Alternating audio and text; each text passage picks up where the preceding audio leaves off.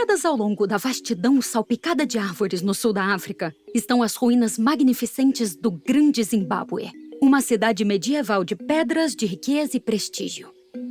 Localizada no atual Zimbábue, é o cenário das maiores ruínas de povoado conhecido na África subsaariana, segundo nesse continente, ficando atrás apenas das pirâmides do Egito. Mas a história dessa cidade é coberta de controvérsias, vindas de décadas de disputa sobre quem a construiu e por quê. Seu nome vem de uma palavra do povo Shona, Madzimbabwe, que significa grande casa de pedra, devido às suas paredes de pedra intransponíveis de quase 10 metros de altura, que percorrem um comprimento de cerca de 250 metros.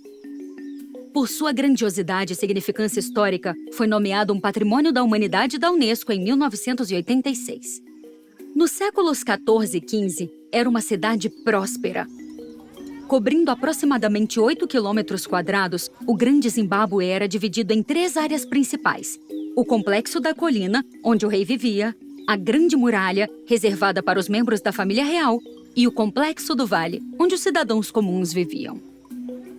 Os governantes eram líderes econômicos e religiosos da região. No seu ápice, a cidade tinha uma população urbana de 18 mil habitantes e era um dos principais centros de comércio africano naquela época. O que permitiu esse crescimento foi o papel influenciador do Grande Zimbábue na rede de negociação intercontinental. Ligado às principais cidades-estado ao longo da costa Swahili do leste africano, era parte das maiores rotas comerciais do Oceano Índico. A cidade gerava suas riquezas através do controle das matérias-primas e comércio dos produtos mais apreciados, ouro, marfim e cobre. Com esse poderio mercantil, foi capaz de estender sua esfera de influência pelos continentes, promovendo uma forte presença de mercadores árabes e indianos durante seu apogeu. Há algum tempo, arqueologistas têm desvendado os detalhes dessa história por meio de artefatos descobertos no local. Havia cacos de cerâmica e artigos em vidro da Ásia, bem como moedas feitas na cidade mercantil costeira de Kilokitsuwane, a mais de 2,4 mil quilômetros de distância. Também havia figuras de pássaros em pedra-sabão que, acredita-se, representavam cada um dos governantes da cidade. E ossos de bezerros encontrados perto da residência real mostram como a dieta da elite era diferente da população em geral. Essas pistas também levaram a teorias quanto ao declínio da cidade. Já no meio do século XV, as construções do Grande Zimbábue eram basicamente tudo o que restava. Evidências arqueológicas indicam a superpopulação e problemas com saneamento como a causa, além do esgotamento do solo devido ao uso excessivo. Conforme as plantações secavam e as condições pioravam, acredita-se que a população do Grande Zimbábue tenha se dispersado e formado os estados de Mutapa e Torwa nas proximidades. Séculos depois, uma nova fase de influência começou a se desenrolar, conforme as pessoas debatiam quem havia construído a famosa Cidade de Pedra.